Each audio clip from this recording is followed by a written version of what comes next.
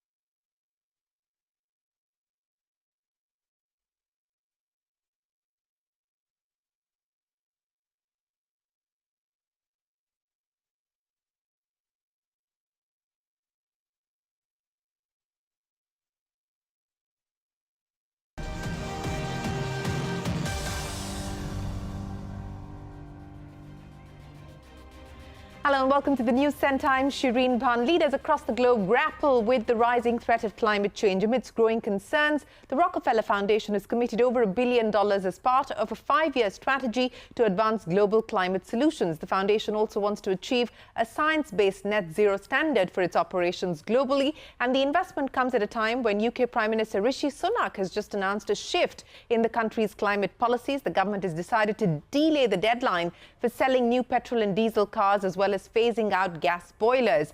The ban will be moved from 2030 to 2035. Justifying the move, Sunak said that people and households need more time to transition away from existing gas boilers. Well, joining us now to talk about the climate reality and Rockefeller's contribution to the cause is Rajiv Shah, the president of the Rockefeller Foundation. Rajiv, always a pleasure. Many thanks for joining us here on CNBC-TV18. Before I talk to you about that $1 billion commitment that Rockefeller is making, let's understand and acknowledge the realities that we live with.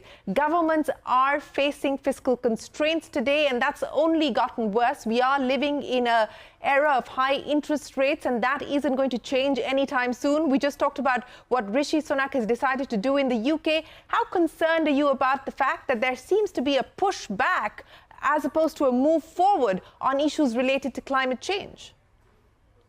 Well, Shereen, it's excellent to be with you. And I will say part of why the Rockefeller Foundation is committing a one-time historic commitment of $1 billion to fighting climate change around the world is because, precisely as you note, we think too many leaders are stepping back. If you look around the world, 40 to 50 countries are facing an immediate debt crisis where 60, 70% of their public budgets, especially in nations in Africa, are going to pay off interest rates, as you just pointed out. We're seeing a net outflow of private capital from emerging economies into the United States and Europe, where investments in green energy and the expansion of green energy are highly subsidized by public policy commitments. And at the same time, we just concluded here in the United States the hottest summer on record and if this trend continues, and the United Nations, which is gathered here in New York, is saying it will continue, that we will be at almost 3 degrees centigrade warming. At that level, 30% reduction in crop yields, 1 billion additional people go hungry, all the conflict and the violence and the lack of support for farmers and agricultural communities would be devastating around the planet. So we've decided to make this commitment to turn that around. Well, Rajiv, let's talk a little bit more about this commitment that you've made. It is $1 billion. This is your first 5-year strategy that you've put together at the foundation. Explain to me how you intend to prioritize the spends, geographically as well as on specific areas that you intend to champion. Well, there are really 3 core components of our strategy. The first is making investments and being a platform that brings the world together to fight climate change together. If you look at the friction between, the G20 statement that just came out with the focus on green development versus G7 statements that have come out over the past year with the focus on immediate emissions reductions, and a transition from coal, we think there's too big a rift across many nations to have a real global effort. So the first effort is we're bringing leaders together. We did that in Paris. We're going to do that in New Delhi. We've supported the G20 to make sure that there's a common vision of how climate technologies can be used to lift everybody up in a true green development strategy for the future. The second is we are actually using our $1 billion to de-risk investments in energy technology, in food and agriculture. Look, in India is a great example. There's no reason that 320 million rooftops in India couldn't be having solar and then selling solar back into a grid, creating an alternative source of income for Indian families and farmers in particular. Those kinds of innovations are the kinds of innovations we will help invent and de-risk with our commercial partners that are already serving millions of people around the world. And the third is, as you noted, we're walking the talk. We're actually changing the way we operate our institution on a global basis to meet a science-based net zero pledge. And we're, I think, the first foundation of our type to make that commitment. So Rajiv, let's talk a little bit about what you intend to do here in India. Of course, you've been operating in a whole host of areas. You just talked about solar rooftop as well. What is the current status of the various projects that you're involved with here in India, of this $1 billion commitment that you're making today? What can we expect from an India point of view? Well, India accounts for a very large share of the foundation's commitments around the world for two reasons. One is there's still 400 or 500 million people in India that need to grow dramatically their energy consumption. And we think as they grow their energy consumption and create productive, inclusive growth, the way they do that, if it's based on diesel generation or if it's based on large-scale fossil fuels, that's going to be less effective for India and for the planet than if it's based on renewables. So we're investing heavily with Indian partners to roll out renewables. 50,000 electric buses is something that could happen in India over time, which would change the global market for electrification of the bus industry. We think India should be a major global manufacturing center for battery energy storage. And if we look across 18 to 20 countries, they should probably over time be using Indian supply chains to access the battery storage that will allow renewables to be a big part of grid production. And frankly, we think the kind of distributed renewable for farmers and for local communities and rural communities is a big part of the solution. And India is pioneering those solutions with partners like OMC, Tata, and others in the lead. So we see India as a place where the solutions for the world are being developed, and they're low cost, they're effective, they're oriented around helping families lead better lives, while also moving us towards a more green future. And that's what the whole world should be doing. Rajiv, you just talked about the friction that we are seeing and the attempt or the hope is to get global leaders to agree and move forward on issues related to climate change. We just talked about, the change that's been made in the UK with Rishi Sunak, overnight making the announcement of pushing back the timelines by another 5 years. I want to understand from you, how concerned are you about the kind of pushback that we're seeing based on the conversations that you're having with global leaders today? Are we likely to see more of the UK kind of announcements coming in? Well, I'm actually quite concerned. I think you're seeing a politics in the United States and parts of Europe and even in China and other large economies that account for a very large share of global emissions that are still actively debating whether climate change is real and that are still actively pushing back on the very critical and necessary investments required to cut emissions in the large emitting economies. And as long as that takes place, it's very hard to build the kind of global consensus to do this climate change project and fight together. So yes, we're concerned. And that's why we're stepping in right now with a unique $1 billion pledge and commitment. It's why we've opened our offices here in New York during this General Assembly week and are bringing more than 30 events and heads of state and big company leaders together to say we have to do better together if we're going to succeed. And I think what's happening in the UK is a step backwards. I think what some on the US political system are advocating for is also a step backwards. So that's why we're stepping up to lead right now. Rajiv, before I let you go, a very quick update on where things currently stand as far as your commitment to divest from existing fossil fuel, interests are concerned. If you can give us a status check on that front.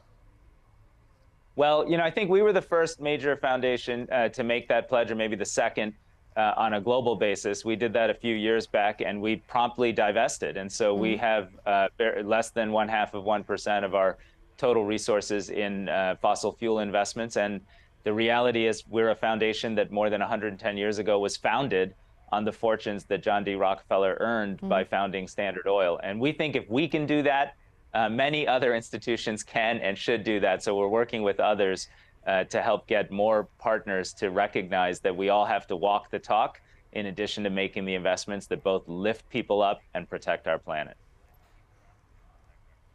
Rajiv, always a pleasure. Appreciate you joining us here to talk about the $1 billion commitment that the Rockefeller Foundation has just announced to aid efforts to ensure that climate change isn't pushed off the agenda for global leaders. Thanks very much for your time. We are going to take a break here on the News Center, but when we return, the diplomatic standoff between India and Canada widens as India suspends visa services in Canada temporarily. That and more when we return.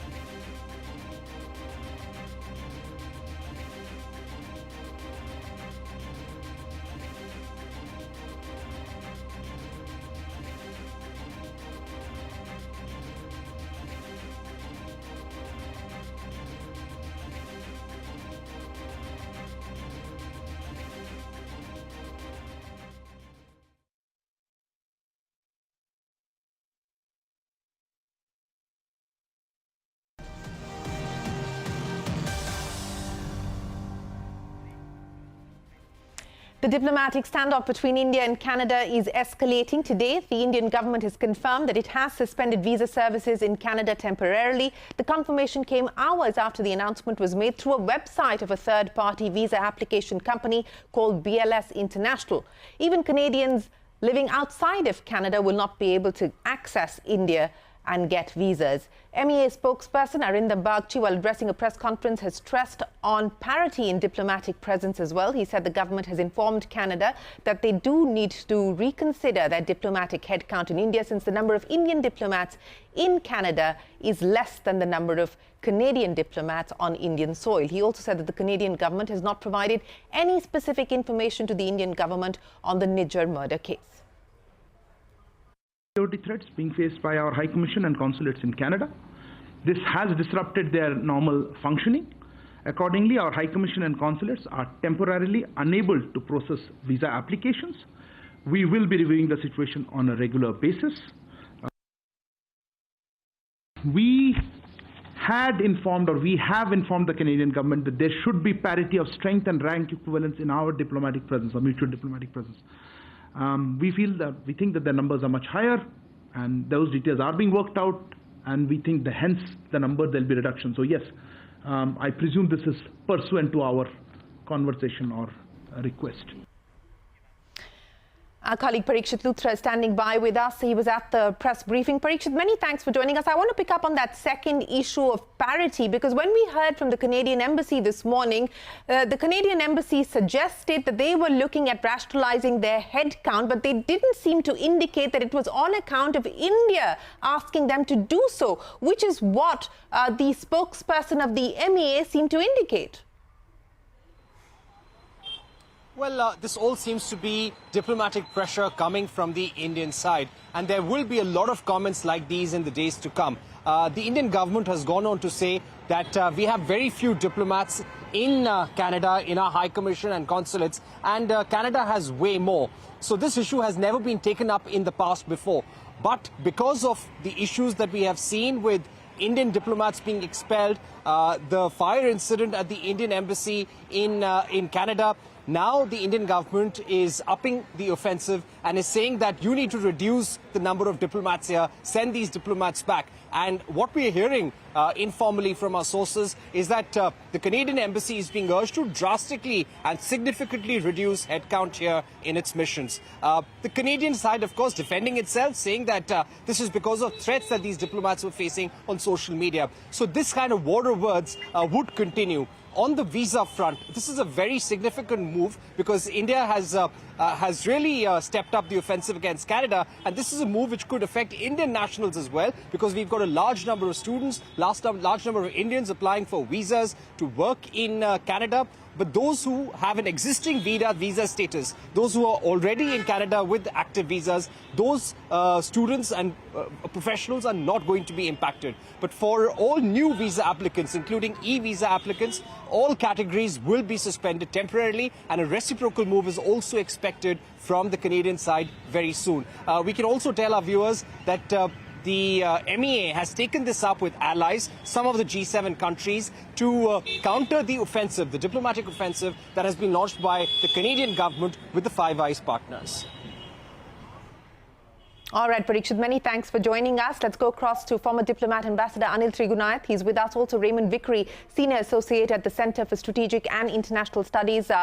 Gentlemen, appreciate you joining us here on the program. Ambassador Trigunath, let me start by addressing the two developments that have taken place today. The Indian government temporarily deciding to suspend visa operations in Canada, but the manner in which the announcement came in didn't come in from the government. It was put up by the service provider, a third party, on its website, then taken down, then put back up, and now a confirmation coming in from the Indian government saying temporary suspension on account of security considerations.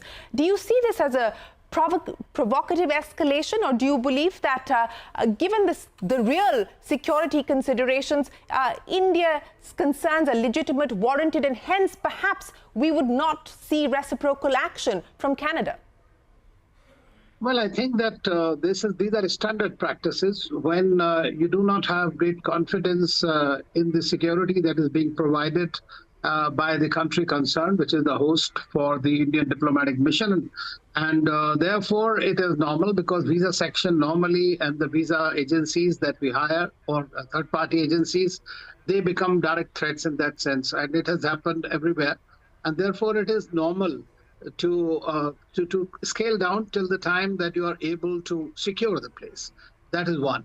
Secondly, it is also to convey the message that the Canadian citizens basically will have to wait till such time that the situation improves. I mean, that is normal in this case because the relationship has really gone down. And I think that because Mr. Trudeau chose to make a public statement without any evidence and without accusing India of the kind of terror, I mean, the extrajudicial killing of a terrorist in the country rather than taking those terrorists. It's been going on for the last 40 years. And it has escalated. As far as the reduction in the numbers is concerned, is this again a standard protocol. Sometimes to our friends, we allow more diplomats to come, but there is a understanding, a written understanding, that if you are going to bring in 10 diplomats, we have the right to post 10 diplomats there in your country as well. We may not do so because of many reasons. But then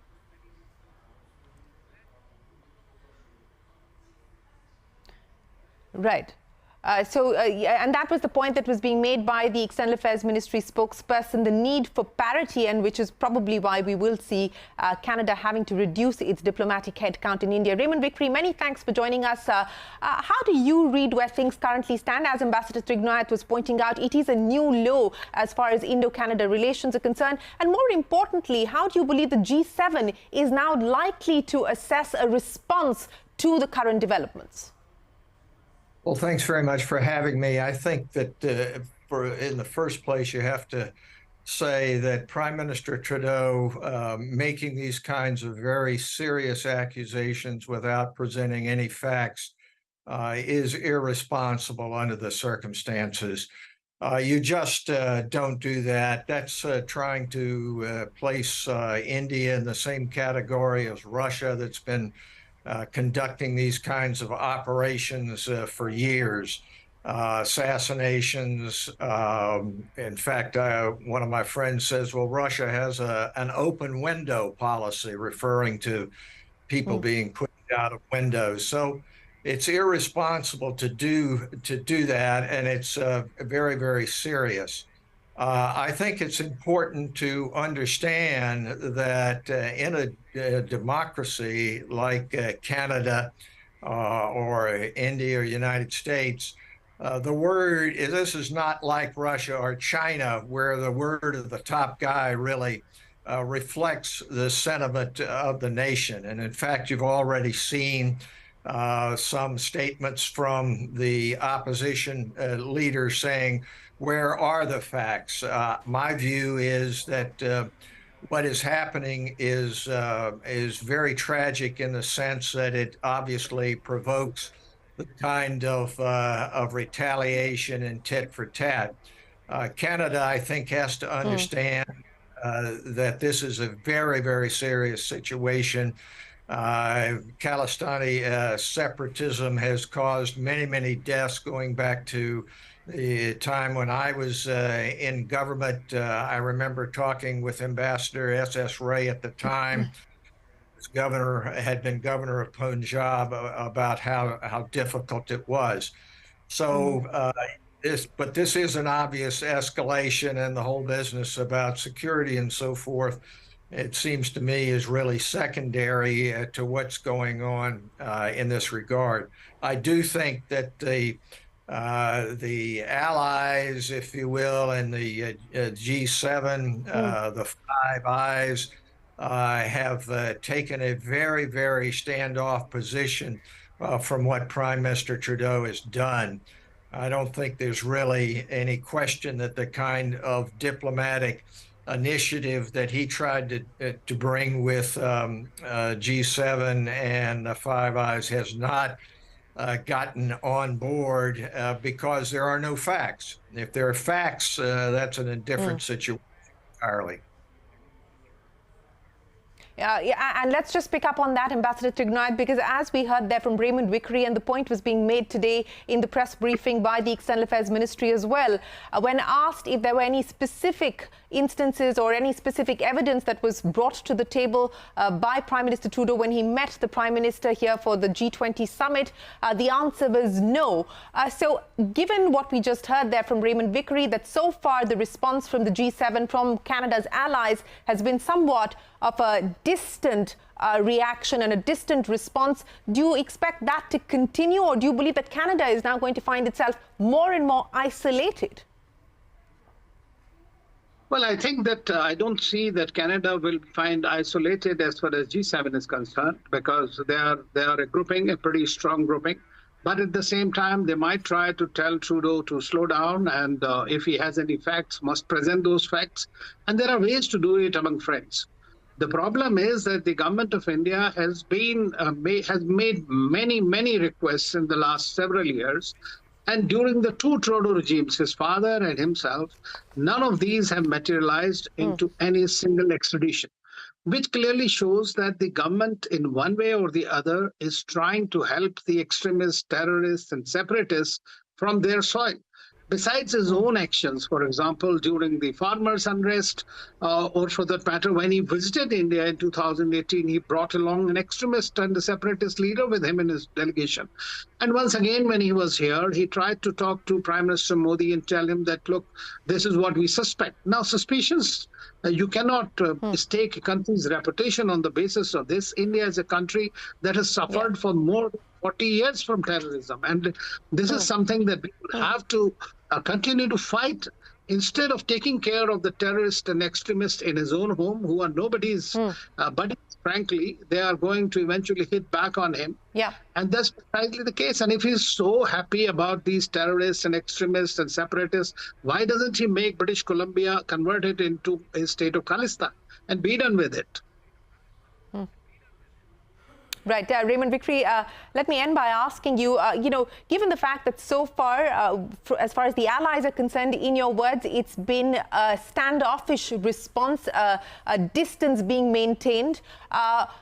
Do you believe that the allies may ensure or force a dialing down on the part of Justin Trudeau and his government?